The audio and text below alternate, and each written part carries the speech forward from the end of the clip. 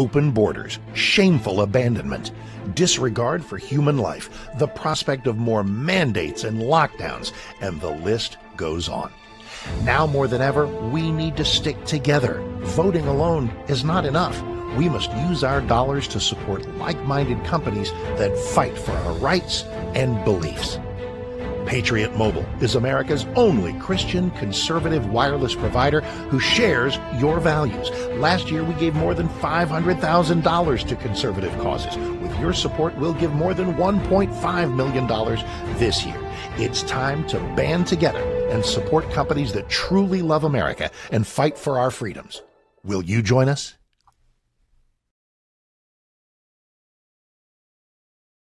Is Kentucky's Voice Radio, covering the latest state and local issues with Tom Fallbush, Bob Scott, and Jim Waters. All right, welcome to the program, Kentucky's Voice. I'm your host today, Tom Fallbush, with my co-host, Debbie Robbins, and Bob Scott, who's on the illustrious Zoom connection on the interwebs with us. So, and also, we have a special guest today we're going to introduce in a second. So, lots going on, of course. Exactly. One thing about this day and age we live in, that we're not short of news. You know, there's always something happening, be it good or bad. And I think it's just, it fits the times. You know, we're in this sort of...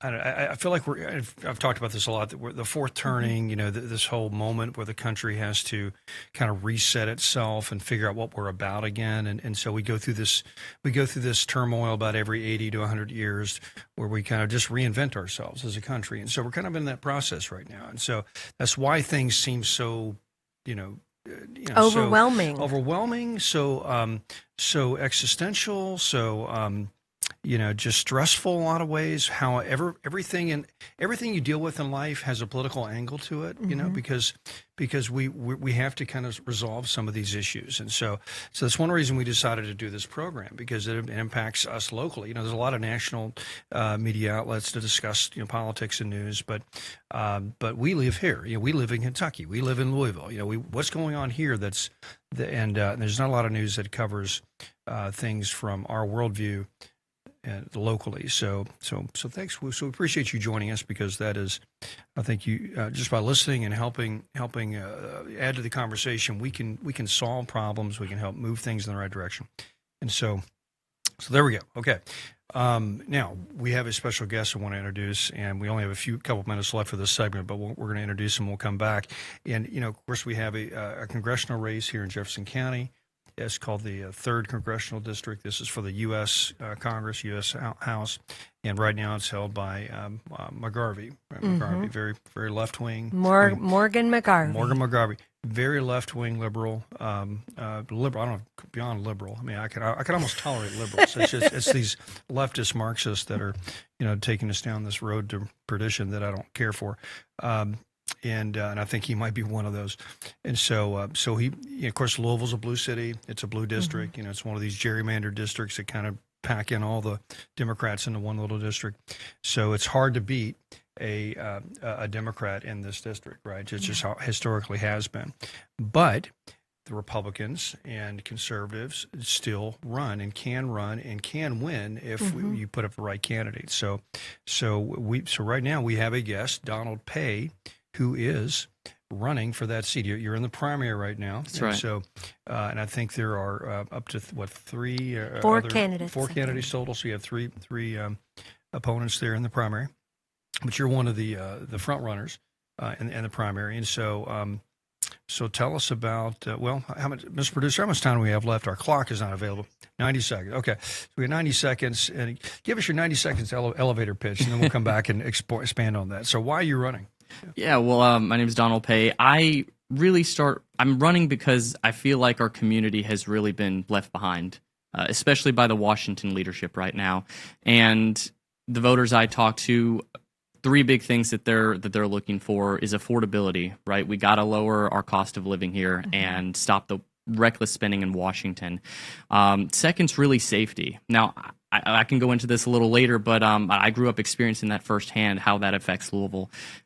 And really, the last thing is freedom. And from what I've seen, our Constitution's just been stepped on so much, and I hate to see it because it's just taking rights away from our citizens, and we can't have that. And so that's why I'm running, to help restore those values that we grew up with and those American values that we all know and love. Good deal. I don't like labels, but sometimes they're useful. So let me just throw a few labels out and see how you would respond to that. Would you see yourself lining up with more of a MAGA conservative, more of a populist conservative, traditional conservative, Ronald Reagan conservative? How do you position yourself?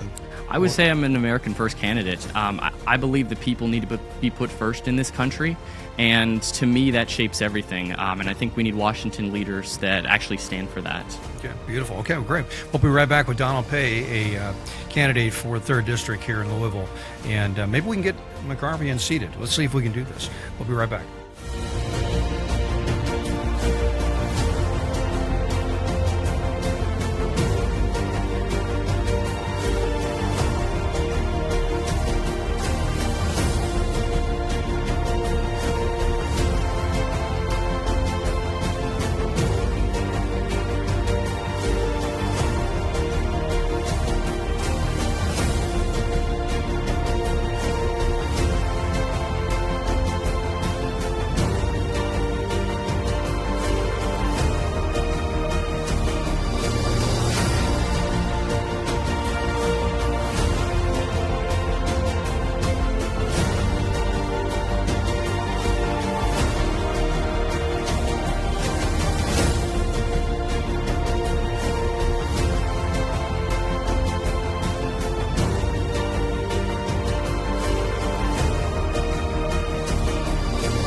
Kentucky's Voice Radio, online at kyvoice.org. All right, welcome back to Kentucky's Voice. I'm your host today, Tom Fallbush. We have a great guest today. It is Donald Pay. He's running for 3rd District. And so Debbie and Bob, I want to bring you guys in on this. We have a candidate here. And, traditionally it's been hard. It's been, I think the last Republican we've had that has held this seat is Stokes, maybe?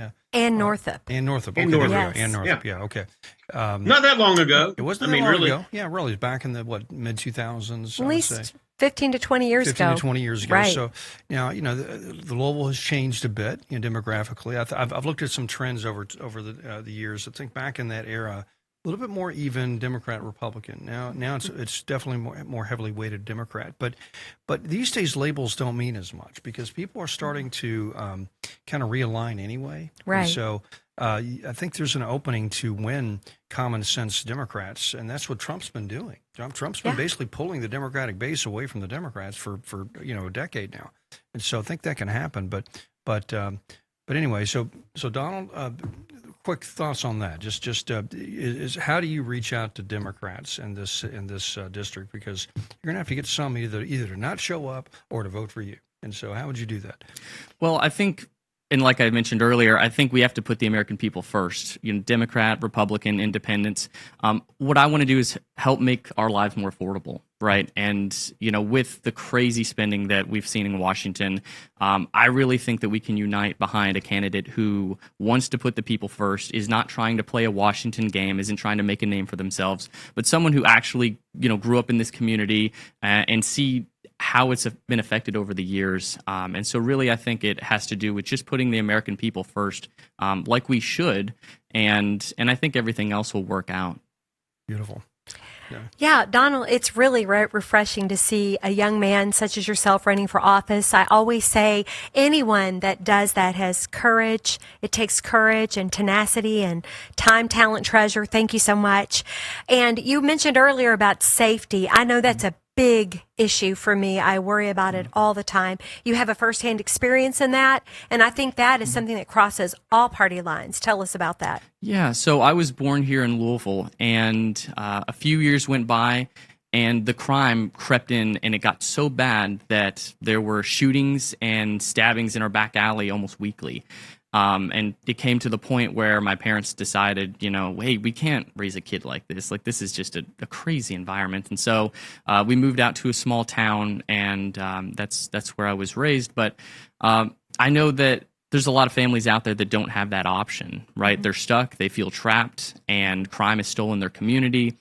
Drugs are destroying the neighborhoods, and that's something that I think we need to have a representative in Washington that's going to clean that up. Well, what do you think about what the president's doing already with cracking down on illegals and cracking down on the fentanyl crisis, all the things that are happening? As a congressman, what would you do? Would you support that? And tell us, and locally, do you support our police? I think we need our leaders to be vocal. Tell me your thoughts on that. Yeah, I think President Trump's doing a great job. He's certainly lowered the crime rate in a lot of places and stopped the drugs, a lot of cases, from coming over the border. But there's still too many lives being taken from it. It's still an epidemic. And when it comes to our community locally here, I would absolutely support and give the resources that we need for our law enforcement. And I really do believe that we need to have real consequences for crime again, because, we need to take the monsters off the street and, make sure that we have not soft on crime policies, but really strong on crime policies, because, it's the standard that we hold ourselves to, and that's what we're going to get more of. All right. Bob? Awesome. Yeah, and I do want to throw out our text line number. We'd love to hear from you. Your input is always appreciated. 502-571-0970. Again, that text line number is 502-571-0970. It's a perfect opportunity to actually talk to a Republican candidate for the 3rd Congressional District here in Louisville. And it is the only district, congressional district, federal congressional district in the state of Kentucky that is currently held by a Democrat, Morgan McGarvey. And so it is refreshing, especially, again, when we see such a young man coming to the plate and being willing to take up the mantle and get involved. So you mentioned that you were seeing a lot of crime, and that's what caused you and your family to move away from the area of town that I'm sure that you guys were deeply entrenched in. What was it like, to as far as making that move? Obviously, you left, I'm sure, a lot of friends. You're still in the area, still in the congressional district. But talk a little bit more about that. I'd like to hear and have a better understanding of what that thought process was for your family to actually have to do that. Sure. Well, it was tough because, we lived right here in Louisville around 4th Street, and we had, made our life there. So it was difficult, but the crime had just gotten so out of control that we just didn't have any other choice. And so we moved out to a small town, Taylorsville, and there was a lot of corruption out there. There was a lot of, unfortunately, bad leadership, like in a lot of places. And even to the point where there was a vote to actually have people required to pay for their parking in their own driveways. And so that just made my dad real mad, and he decided to run for mayor. So I guess you could say I really got a firsthand experience of leadership and watching him really help really uplift the community. So is he mayor? Did he win the race? So he was served as mayor for 12 years out in Taylorville. Right. Yeah, and he really wanted to bring economic development because there wasn't a lot going on in that town. There was, it was kind of a good old boy town. It really was. Absolutely, I mean, it was just the old boy club, and I know Taylorsville very well. So it has changed quite a bit. Yeah, it's definitely improved quite a bit, and that's to your dad's credit. That's awesome. Yeah, and I think the same thing here for Louisville as well. I mean, there's a lot of people that will kind of butt up against change, but I think that when it comes to making our community better, we got to step out there and we've got to try our best to do what's best for the people with affordability, with crime, our economy. And so I would love to see small businesses really thrive in this community, take off the restrictions, and help make a lot of American dreams come true here. Now, this is a national office, though, so you're going to be dealing with federal issues, federal policy. So, and there's a lot going on in the world right now. And so, for example, what would your perspective be on the Iran war right now? Would you support Trump's effort there, and just national security issues in general? What's your perspective on some of that? Well, President Trump's been really strong on the world stage, and I think that's why we have a lot of respect from other nations now, and that's what's needed. When it comes to trying to figure out what Trump is going to do next, it's pretty tough because, I mean, if you ever read The Art of the Deal, he plays his cards pretty close to the vest, and sometimes the things he does we really question, but I know he's got a plan for it. And when it comes to being strong on the world stage, I think that when it comes to people that are hurting Americans, they're killing Americans, and they hate this country, I think that a surgical, precise approach is important, but I don't want to see us get into endless wars. I don't think that's what the American people voted for, and certainly we can see it at the gas pump now. So I think we need to be very precise going forward. Donald, this is a conservative Christian audience, and I know that you're a young Christian man and you have deep convictions there. And we see so many politicians that go to Washington, and those values suddenly get thrown out the window when there's some pressure that comes their way. I think people are in our listening audience. We want to know that we know what drives you, and are you willing to stand for, because everything in this country is based on a Christian value. Are you willing to stand for good common sense? And how would you do that? And how would you speak up for it?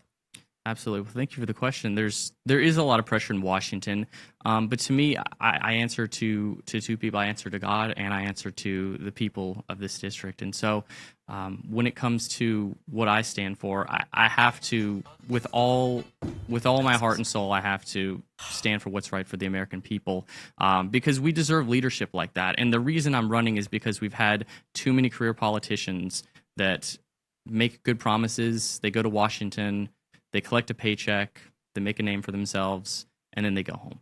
And so that's someone I don't want to be. I want to be someone who's actually going to stand for the people of this community. And 3 years down the road, I want to be able to knock on a door of a family and know that their community's safer, that they're not so financially squeezed going to the grocery store.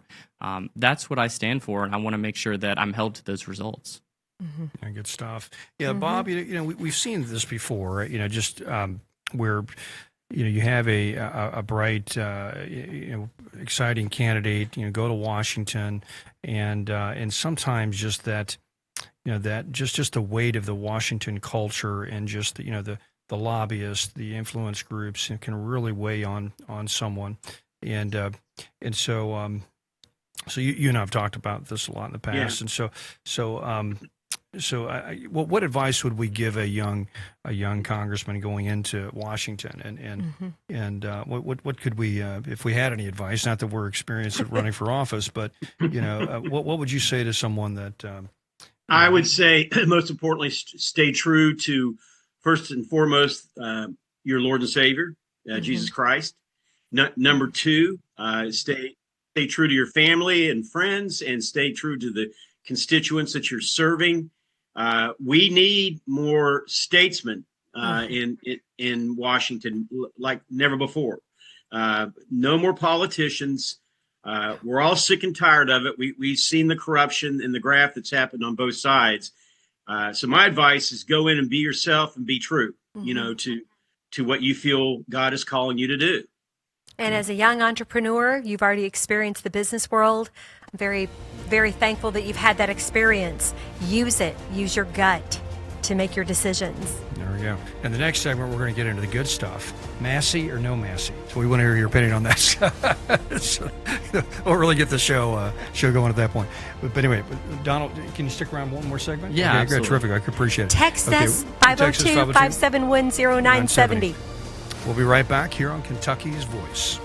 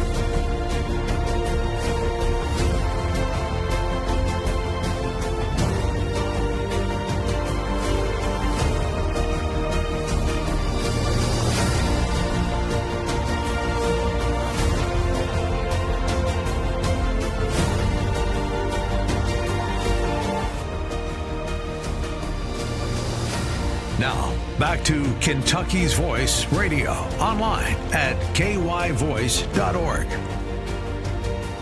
All right, welcome back to Kentucky's Voice. I'm your host today, Tom Fallbush, with my co-hosts Debbie Robbins and Bob Scott, and a very special guest, a person that is going to unseat Morgan McGarvey. Yes, the dark side, the Morgan McGarveys of this world. You know, we need to get rid of Democrat leadership in this country. It's really an existential problem.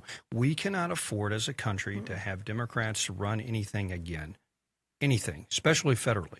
We're at this point, folks. It's just it's really it's existential. I keep using that word. That means basically we're going to live or die based on where we're at right now. Either their worldview is going to dominate or our worldview is going to dominate. But they can't live together anymore. And it's like a house divided cannot stand. We're kind of at that point in this world. And if you listen to talk radio, conservative talk radio, you kind of sense that in your gut, and that's why you're listening. It's like, and so we believe that, and so how do we unseat somebody like Morgan McGarvey? Well, you got to have a good candidate, all right. You got to have a good Republican running in the primary that can run in the general and actually beat him. And so we have hopefully a candidate like that with us today, Donald Pay, and Bob. We did have some texts come in, as we want to encourage you to send in your questions. So 571-0970, 502-571-0970. Text your questions to that number, and go ahead, Bob, with that first question. Yeah, some really great questions. Again, our astute listening audience is always right on the money, but here's several of the questions. Will he go after rogue judges via impeachment and cutting staff and dissolving courts? Goes on to make a statement. It is good that Trump fired a lot of inspector generals because they neglected to root out the fraud we are finding in social welfare programs. And then, will he pledge to not fund NGOs with grants and programs? I would get behind that 1,000%, because we have seen the corruption in that. It's basically a money laundering system. That's right. That's my editorial comment, but that is a fact. NGOs should get their money privately, not through the government. That's right. So there's some good comments / questions right there. We got more, but I did want to start out with those. Any thoughts? Yeah, well, when it comes to the rogue judges and the ones that try to step on the Constitution, absolutely, they should be held accountable just like anybody else in our government. And when they're doing things that aren't right for the American people, when they're going against the founding of our nation, there should be consequences for that. And then when it comes to the funding of NGOs, I would rather see that money go back into the pockets of the American people. I mean, we have so much reckless spending, sending billions of dollars in other countries, things that don't benefit us. I would much rather see that come back to our nation, our people, our communities, because we need a lot of help here. And, I firmly believe that we can't take care of anyone else until we take care of our own people. We have veterans committing suicide. We have, homeless people on the streets. And, I mean, these people need help. And so I'd love to see the money go there rather than just, fund any corruption. Well said. Would you impeach judges? Would you vote to impeach existing judges that are just out of line and just radical? Well, I mean, it depends on the situation, the case, but I mean, I think that every case deserves to be looked at, and then going from there to hear the evidence. Case by case, I agree. But you at the end of the day, we do see the judicial branch especially at the appellate level and the district court level. A lot of those districts are just so corrupt; they're beyond salvation. I think it's the point where we ought to just dissolve some of these district courts, and so anyway, I think we'd line up with that in general, but I agree, you have to look at the case by case. But Bob, so what was the other text you had? The consequences for crime, Metro, and this has been a major issue, unbelievably major issue in Louisville. Metro is still without a juvenile correction center. How, from the federal level, could you help with this issue? Yeah, well, and I think a lot of crime starts from a young age, really, and it's the environment that a lot of people grow up in. And a lot of times crime is all people know, unfortunately, and there's a lot that is rooted deeply with poverty, with not having enough financially. And so on a federal level, what I'd be willing to do is support the communities with juvenile detention centers, really get the support for the children, good education program. Great education programs can really steer a lot of children straight. And so I would love to see a lot of money going toward that, because our children are our future, and if we're not looking after them, then we're kind of forfeiting our own country, because there's a lot of people that are growing up without fathers, without a strong household family.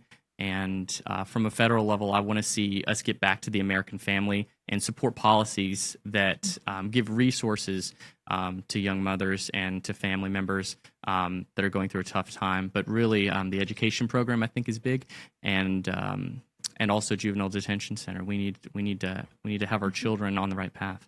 I'm going to channel Debbie Robbins right now. I'm going to ask you this question: what's your position on Thomas Massie?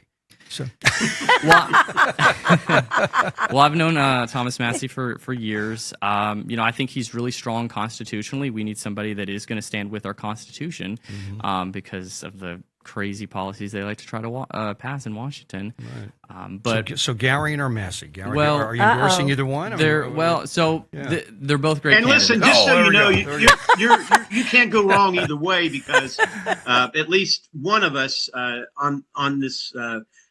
This panel is going to be behind you. So panel is going to. We're baby switching you. That's true. Yeah, that's right. Well, for fun. Yeah, well, no, they're both strong candidates, and I'll leave that up to their district, because whoever gets to be the guy that goes on, I think they're going to do a great job. So. Well, you've learned well. You're a good politician. You were very diplomatic. That's right. Very diplomatic. No, it's funny because there was a day not that long ago. The Democrats are really good at this. They're really good at circling the wagon. It's one thing that they're good at, is circling the wagons and staying on board. Even though we are starting to see outliers with the socialist communists within that party creating waves, but they're for the most part they're good at circling the wagons and standing together. And you would never really ever see in a primary another Republican taking on a sitting. And pretty, you can argue all you want, but he is right. Thomas Massie is a constitutionalist and a strict constitutionalist, and a guy that is admired by a lot of people. Now, there's a few that have had some issues with him, our president being one of them, and perhaps Debbie Robbins. I don't know. But the bottom line is these are fights that I don't know. It's one, and I'm not going to opine on this too much, but it's one that I wish our president had not engaged in. I understand why he has, with regard to it. And that's what, another one of our folks who texted in, because we have a wonderful audience. Again, I can't brag on them enough. And they're great. And he said that Massie has proved he intends to remain an outlier. He enjoys the attention and the controversy. What was a statement that exactly. One of our exactly well, at the expense of everybody else. Right. Let me just say that. At the but expense I want want to say this. I want to say this. I never want people to say you've got to wait for your turn. So I'm glad that someone is challenging Thomas Massie. Exactly. Where did that rule come from, where you have to wait your turn? Yeah. Because I'm glad that you are running, Donald. I'm glad you're running. But I do want to say this. I hope that you're young, but I know you're gaining wisdom, and that you will be one of those young men who will learn, as Tom says, and I love this quote, you'll learn how to read the room.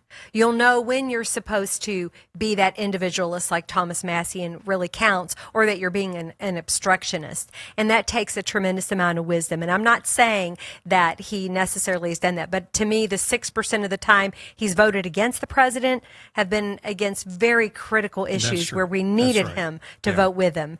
And I will say this too, the president said the one thing the Democrats do is they stick together, and that's the only good thing they do. So I think you're going to have a great challenge, and I think you are up to that challenge. And we are so glad you're here today. Thanks for getting in the middle of our debate we've been having for the past few weeks. It's really fun. And, thank you. And smart for not commenting too much on the topic.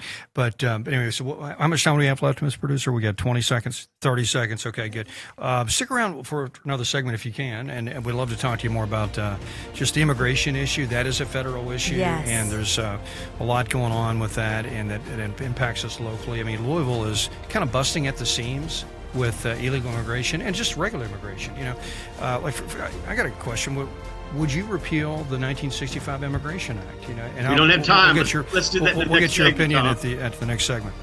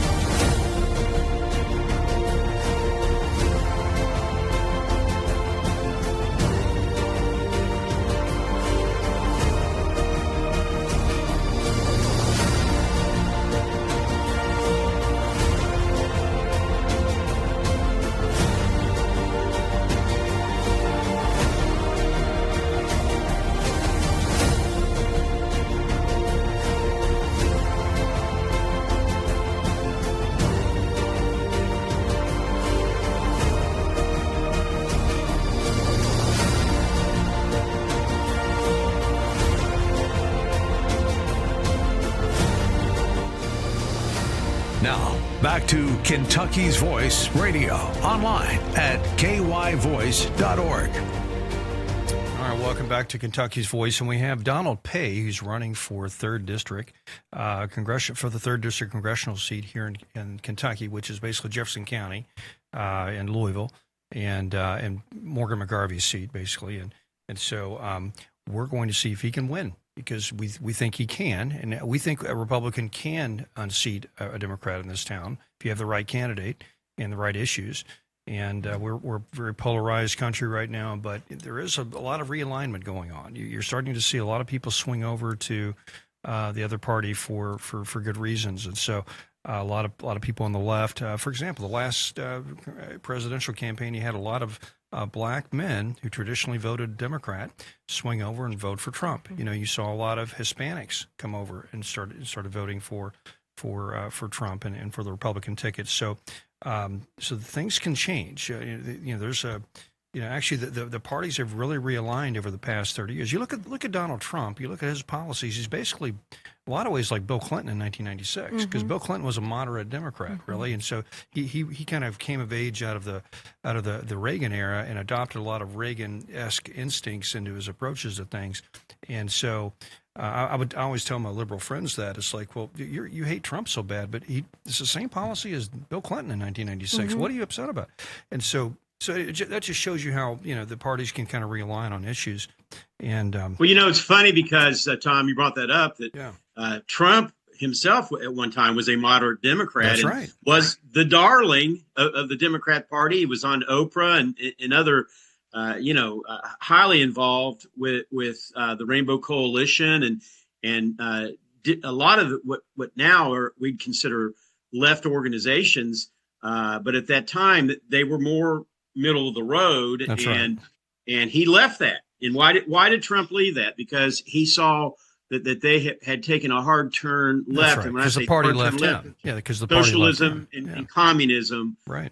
Is where they were going. And we and by the way, we still continue to get texts coming in. If you do want to contribute, you can to the program, 502-571-0970. Again, 502-571-0970. Your voice will be heard. And can I share a couple of them? Please right go now? ahead. Yeah, please. One of the comments is we have immigrant lawyer shops up and down Preston Highway, and I bet taxpayers are paying for it. So obviously, that's something that gentleman or lady that lives over in that area, and it's real. There are Preston Highway looks nothing like it did 20 years ago. It looks like a little Tijuana going on. And I'll just say it. I mean, I grew up in Oklahoma. I've witnessed it myself. Right. We're about a block away from Preston Highway right now where we're filming this. Right. And so it is a different world. Now, a lot has been Cuban immigration, which has been awesome, because that's a lot of that I'm for because of they're conservative and they've come in the legal way. And I want to jump in and say that Allison Ball this week, she's our Kentucky State Auditor. She has pre-released or put out her preliminary report, on fraud. And she talked about that people are getting driver's license, Donald and Tom and Bob, for $200 a pop.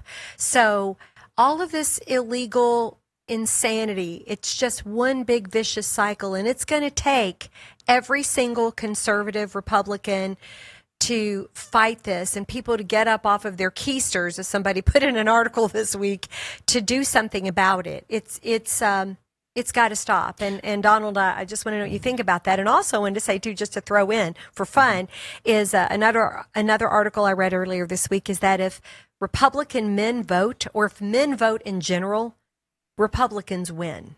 Yeah. So as a strong young man candidate, if you can rally the troops, rally the men in this city, and especially your generation, you're going to win. So we just threw a lot at you. What do you think? Speak to any of that. Yeah, sure. Well, I mean, you mentioned the fraud going on. I think it's great what she's doing, exposing how we're recklessly spending money that is really going against the people and really undermining a lot of immigrants who come here legally, and so that's a real shame. But no, I love immigrants, and I think that this country is what it is because we're really made up of immigrants from all over. But you have to come in legally. You know, we have to obey the laws of this country. So, but some of the hardest working people in this country are immigrants, and I think we need more, but we need the people that are going to respect our laws and be here legally. Well, let me challenge you that. So, do we really need more? All right, and I ask that question sincerely because I think we've had enough immigration for at least a period. You know, historically, America has gone through these cycles where we open up the floodgates and we bring them in, and then we realize, hold on, we've taken in too many. It's like having a big meal. You know, you got to kind of stop and let it digest, right? And so, we did that in the 1870s. We did it again in the 1920s, and then Eisenhower shut it down. And then right, exactly. And so I think we've had the highest amounts of immigration, both legal and illegal, in our history. 1 out of every 4 people are foreign-born in this country right now. And so we need to stop it. I'm just telling my opinion, however you take it. But I think we need to stop all immigration and let us assimilate. And really, do we even need it? You know, I ask because they say, well, we need these people for the economy. Well, we're about to go into AI automation and robotics, and you know, we don't need all this just cheap labor, this unskilled cheap labor, and all it's doing is diluting our voting power. It's diluting our economic power. It's culture. Culture is just we're becoming very polarized because people don't get a chance to actually expose themselves to other Americans when they come here because they just go to their little communities you know, listen, I'm sure there's some fine people that are immigrating, but we've overdone it. We need to just shut it down. And that's my opinion. You know, and I like the idea of, we're made of immigrants. Yeah, but no, you know, the idea of America, when it was founded, the founders said, we're going to create this country for ourselves and our posterity. So that means basically the people that came in and settled the country, created the country. That's who the country is for, and its posterity. Now, we give people the privilege of immigrating, but when it benefits us, the rest of the world does not have the right to come here. They only have the privilege to come here if we allow them to come here. And we can say, no, we've had enough. This country was built upon the people that settled it and its posterity. And so we need to think about that, and just because we often see America as I'm sorry I'm on a soapbox here, but we often see America like a social program for the rest of the world. It is not. You know, this is a country first that has interest and American. Listen, just from a conservative local talk show, we feel it. We feel that the pushback on this immigration issue. We can talk about this and the phones light up. We know exactly what people are concerned about. Because this city has basically been transformed over the past 10 or 15 years. You can't drive down Preston without running into a car accident. There's just so many people on the roads right now. And there's a question that just came in. It's a very timely. He says, how many illegals are in Metro in Kentucky? And we did a show on this. We estimate probably 100 to 200,000 people in this county, in this city, in this DMA, are probably illegal. Now, you take those people off the road, suddenly the schools become less crowded. Suddenly the hospitals aren't backed up. You're not waiting in line at some facility, some thing that you need to be in line for with 3 foreigners that just, God bless them. Maybe they're poor, needy people, but they shouldn't be here. May I jump in? An issue for me is housing. I know many seniors that cannot get into housing. The government subsidized privately owned housing because illegals have occupied and they're not paying their rent and we can't get them out. Right. And this was confessed to one of my friend who's a dear friend who's a senior, went to Frankfurt and met with the Kentucky Housing Authority. And the lady was basically a whistleblower and said, we can't get these people out. And here is my friend, my dear friend, who's an American, born and raised, who needs housing and cannot get it. That is illegal. Those people must go. So you're in this country illegally. You've got to leave. You've got to leave. There is. So we're preaching at you a little bit. We don't mean to do that, Don. You're young. Not to gang up on you, but that's a hot button issue here, and we're ready to go on that topic. Yeah. But anyway, listen, I don't think you have a firm position about open borders or anything like that. I'm just but we're just saying that that is a sensitive issue. And any thoughts on any of that? Yeah, well, I mean, the Biden administration made a mistake by opening the floodgates and letting tens of millions of illegals in, because it really did. You mentioned it's taking resources away from American people. Yeah. And so, if you're not here illegally, I mean, we need to have a strong border, because if we don't have a strong border, then it is going to continue to overrun our cities, overrun our communities, and But do you support ICE and the president's policy to say, here's money, here's a ticket Deportation. home, pack your Absolutely. bags and go home? What's your Yeah, absolutely. there? I mean, we need ICE because there's such an epidemic, an overrun population here that we need to get a handle on. Because you see it. There's so much crime that's happening because of it. There's so much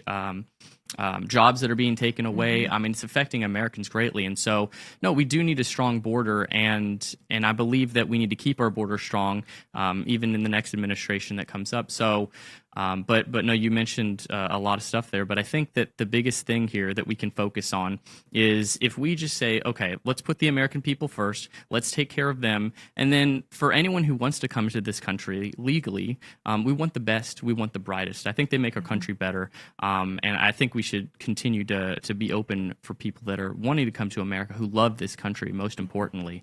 I know a lot of people, especially in this country, think that we need to take in the world, but we're not the only country here. There's a lot of other countries that people can go to. We don't have to take in the world, but we do want the best people here, and we want them to come legally. How should we handle the illegals that have come in that are still illegal? Should we deport all of them? Should we just have some sort of pathway to citizenship? Should we just stop with the criminals? There's not a quick trick question. There's a lot of different answers. And right here, right here in our community, how can our leaders and how speak up to say, here's your ticket, you can go home, we're going to give you enough money to go home?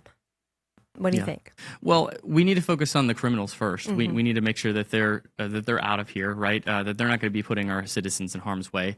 And then we can take a look at the non-criminal immigrants that have come in. And I think a lot of people in the community would support allowing a ticket home, so that we can help relieve our communities again and bring resources and jobs back to our people.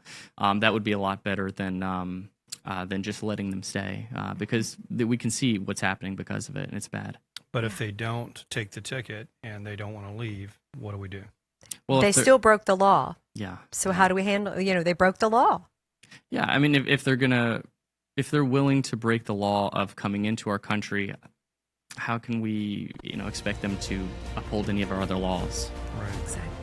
So deportation. That's kind of where I'm at. I don't want to make you stick your neck out on that, but at the same time, we've got to deal with this issue, and it's a tough issue. So, but all right, very good. Well, listen, if you have any more questions or comments for Daniel, please, we have them for one more segment, and immigration, and it's a tough call. We'll be right back here on Kentucky's Voice.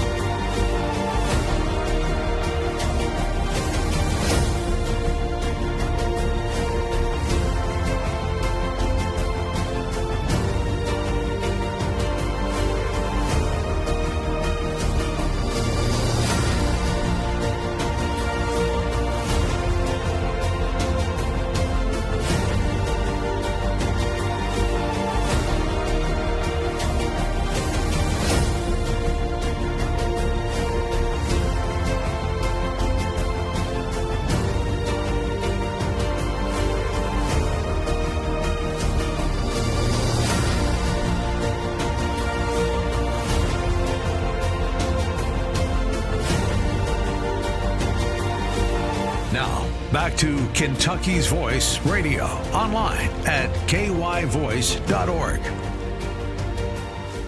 All right, welcome back to Kentucky's Voice. We have a pretty interesting program today. We've got a candidate for third U.S. congressional district here in Louisville and Jefferson County, which is, of course, Morgan McGarvey's seat currently. But it shouldn't be his seat. It's our seat that he currently occupies, and we're going to displace him with a great candidate like someone like Donald Pay, who's on with us today and running in the primary. You've got three other opponents, but you're one of the front runners in this primary, so it very well could be you versus McGarvey here in the fall. And so, of course, we were touching on immigration issues, and I think you had kind of a mainstream Republican viewpoint of like, hey, we still need some immigration. We do need to deport people, but maybe we have some systems of people where we incentivize them to leave, but maybe not. There's a lot of nuance there that can go either way, and people are lighting up these texts right now about this issue, and so. And I could, Bob and I, we can probably read through these, but like one says, a U.S. citizenship test should be in English only. That's good. Then let's see. Another one says, the American dream is a privilege for American citizens, not a right for just anybody. And then the same person says, Mississippi schools have gone from 50th to 17th in the nation. Kentucky is still near at the bottom of the barrel. Education topic he's bringing up. And then another person says, this little bit of critique of your just general approach is to say your number one issue is affordability falls short. That sounds like something I'm going to say it. He says, sounds like something a socialist would say it is most important. Important decisions cannot be made based on affordability.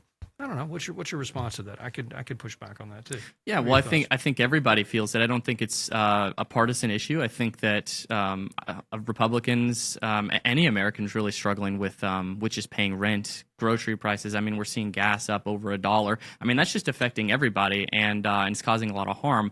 And we talked about crime earlier as being a really big issue, and a lot of that stems from just not having enough financially, and that's unfortunate. But I think that if we can lift more people out of poverty, which I believe capitalism has done better than any other government style in all of history. That's right. And I think if we lean into our capitalist style of government, we lean into pro-competition and a strong republic, I think we're going to do great, and it's going to help a lot of people. But no, I think affordability is important because it's just affecting everybody regardless of party. Yeah, it may not be the best word. It's kind of become the we understand what you mean, but I can understand our caller or our person who texted in that it kind of sounds socialist, but it does. Yeah, it can. Yeah. It can. So, right. And I know you're a businessman, so I just think encouraging pro-business capitalism, like you said. Yeah, and I appreciate the sentiment of the texter here, but at the same time, the government did cause a lot of this affordability crisis. Exactly. It caused the inflation by printing a bunch of money, and giving it away to people for COVID relief and all this kind of stuff, and then the spending they've done over the past decade under the Biden administration. And so we've caused it. And also, if we don't do something about it, your generation, you know it. You guys can't afford houses. All the Gen Xers and Boomers like me and Debbie here. Oh, well, Debbie's not a Boomer. She's lower, but all of us, we've taken advantage of this great, asset inflation with our houses. Our houses have shot up 30-40% in the past 10 years. That means your generation can't afford a house. So affordability is a really big deal, and that's what's driving them to the left, right? And so I would push back on people to say affordability is not an issue. It may not be the number one issue. To me, the number one issue is immigration, because that's also causing inflation and affordability issues. One reason apartment prices have shot up, apartment rents shot up, is because you got all these illegals here. Exactly. So you try to get a rent apartment right now. It's like $2,000 a month. 5 years ago, it was $1,000 a month. Yeah. It's because of the illegals here. Yeah. And but that is causing the young people to think left wing, because they think, well, the capitalist system doesn't work. Apparently, it doesn't work for me. Well, no, this isn't a capitalist system. This has been basically a government, modified capitalist system, which has caused all this inflation and affordability issues. And so that's that's just my 2 cents. We'll respond to that. Yeah, well, the capitalist system made America great in what it is, but no, all the reckless spending in Washington caused us to be in the situation that we're in right now. And if we want to get back to the America where we can actually make rent rent, we can pay for gas, we cannot be financially squeezed at the grocery store, then we're going to have to make some serious policy changes at a federal level. And I think it starts with, as you mentioned, making sure that my generation doesn't get the American dream stolen from them by not being able to buy a home. Because you can buy a home, you can start a family, you have a sense of personal autonomy where you're not necessarily reliant on somebody, and that I believe is crucial to the American dream. So we need to get that in order. But so the biggest issue is definitely making sure that we can afford a home for my generation, because without it, we're losing a lot of conservatives going over to the other side because they think it sounds great to have socialism, because the government has really wasted their money. Waste their money. And immigration is a key piece of that. So, Yes. so when you say affordability, if you don't deal with immigration, because immigration is really the underlying issue of every major issue we deal with, from crime to affordability to you name it. So, Bob, I'm going to get back to you. We've got a lot more texts that have come in. So, you want to read any of those, or you have any comments? Yeah, no, yes. I mean, we in fact, this is one of the comments, and this is something that's obviously certainly on all of our minds right now. Is it says preventing Iran from attacking the U.S. is no different than the U.S. preventing Germany from attacking the United States in World War II. Prevention has costs, well said. Associated with it, and it is well said. And again, I know we've talked about that a little bit, but I have a son that's currently serving in the armed forces of our nation, and I know a lot of our listeners either have served or know someone that is serving right now. So what are your thoughts with regard? I want to just recircle a little bit on that, because this is the issue of the day, and the president has obviously received blowback, pushback from the far left. I'm of the mindset, whether you agree with him on things, and we know most of them do not. In fact, they hear the name Donald Trump, it's like throwing up a cross in front of a vampire to them. But with regard to circling the wagons, this to me is not a Democrat-Republican issue. Our nation is engaged, I feel, in a fight for our very existence, everything we stand upon. And we were talking about it earlier that we know Trump has a tendency to play a little bit of 5D chess with regard to this. There's things we don't know, about what's going on over there, but we do know what's come out here recently. They were, in fact, getting very close to having a nuclear weapon. They said that they didn't have hypersonic missiles. Guess what? We found out, because they shot a hypersonic missile several thousand miles away. Towards Diego fortunately, Diego Garcia. Yes. Yeah. And, so we know all that regime does is lie, and that does seem to be a common problem within the Islamic community. But what are your thoughts about that, with regard as we move forward? Because we are in a very critical phase with regard to our nation right now. And I just wanted to, and I know our listeners would like to maybe hear from you with regard to your position, on what's happening right now with regard to this important world issue. Yeah, well, President Trump's been really strong on the world stage, and I think that we've needed that leadership, because there's a lot of people that don't like America. Iran and a lot of leaders of that country did not like us and don't like us, and so that was the president's red line. There is they can't have a nuclear weapon, and I think that's strong. I think that's a good point. But I think we have to be precise and surgical whenever we go in. If we're taking out threats to the American public, we have to be precise, because the last thing I want to see is what we're seeing with gas prices right now. I don't want to see an endless war. I don't want to see prolonged engagement and conflict. I don't think that helps the American people. Even President Trump, he campaigned on no new wars, and I think that is a really strong policy that every American can get behind. So I think that our best bet is being strong on the foreign stage. That's going to help deter a lot of violence, but we want to make sure that we're not destroying the economy as well. And do you have confidence in him as a leader that he knows that? And he's not a war president. He really wants peace. So do you have confidence in him? It sounds like you do earlier. Absolutely. Yeah, he's helped America become stronger than ever, freer than ever. He's really allowed us to be respectful on the world stage, and I do have confidence in him. I think that he is a sharp businessman. He knows how to run businesses. He knows how to run a country, and he's very, very sharp. We talked about earlier. It's hard to tell sometimes what he's thinking, what he's planning, because he is that smart. And so, no, I do have faith in his leadership. He's done very well for the American people. You know, everybody's heard the Marine Corps hymn. You know, Yes. from the halls of Montezuma to the shores of Tripoli. Well, you know what that's about, don't you? I mean, if you know your history, basically, you know, Jefferson and Madison, they ran into this issue of Islamic terrorism 220 some years ago, right? Of these Islamists in North Africa that were basically kidnapping our sailors and enslaving our sailors, and so historically our country has had to put down this sort of resurgence of radical Islam, and also the West as well. The West has been fighting radical Islam for 1,500 years. This is just a cycle that just repeats itself over and over again. If you look at this from a big picture, we're basically having to put down another eruption of radical Islamists that want to break out of their little tribal areas and try to conquer us. And that's basically what this Iranian thing is.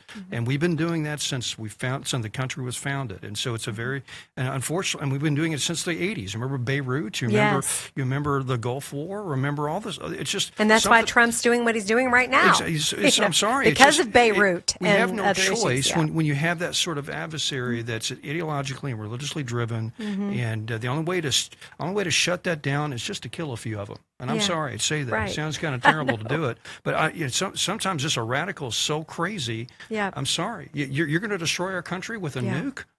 You're not. I'm sorry. Boom, you're done. No. You know, and that's where we're at. And so, and it's tough because we live in this very affluent, sort of, very moderate thinking society and culture, and to take those sort of actions seems so jarring. What, are you going to go kill a bunch of people? What, come on. Well, I'm thinking of Moses. NCAA's on. What do you mean? I don't want to kill anybody. I'm sorry. They're about to blow us up with a nuke. Hello. And so anyway, it's just part of who we are. So I want to say, okay, Daniel, thank you for being on. Donald. Donald, thanks for being on. Donald Pay, you're running for 3rd Congressional. Great show today. Thanks for coming on. Consider voting for him in the primary, and let's beat McGarvey, and we can do this. May 19th. Very good. Thanks for being on, Donald. Thank you, guys. Donald Pay.